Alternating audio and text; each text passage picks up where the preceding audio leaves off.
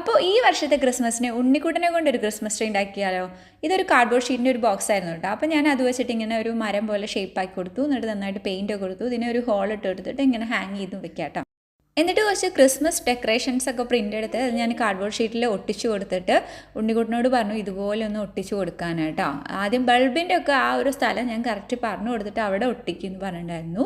കണ്ടോ? അപ്പോൾ അവൻ അതേപോലെ ചെയ്യുകയാണ് കേട്ടോ. അവന് നല്ല സന്തോഷമായിരുന്നു, അവനായിട്ടൊരു ക്രിസ്മസ് ട്രീ ഉണ്ടാക്കുകയാണെന്നൊക്കെ പറഞ്ഞിട്ട്. അപ്പോൾ നല്ല ഹാപ്പി ആയിട്ടാണ് കേട്ടോ ആൾ ചെയ്യുന്നത്.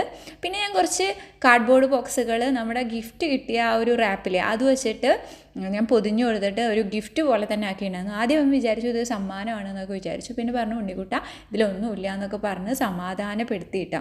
എന്നിട്ട് അങ്ങനെ അവൻ എല്ലാം കഴിഞ്ഞിട്ടുള്ള സന്തോഷമാണ് കേട്ടോ. അത് കണ്ട ട്രീ കണ്ടിട്ടുള്ള സന്തോഷ പ്രകടനമാണ്. അപ്പോൾ ഇത് ഭയങ്കര സിമ്പിളായിട്ടുള്ള ഐഡിയ അല്ലേ, വലിയ ചിലവൊന്നുമില്ല.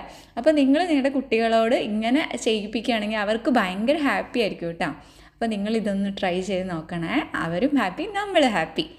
നമ്മുടെ കുട്ടികളുടെ സന്തോഷമല്ലേ നമ്മുടെ സന്തോഷം.